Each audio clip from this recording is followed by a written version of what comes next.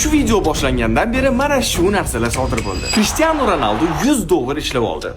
Jahon chempionatidan chiqib ketgan bo'lsa ham. Taxminan 4000 tacha daraxt kesib tashaldi. Elon Musk bo'lsa taxminan $70,000 ishlab oldi.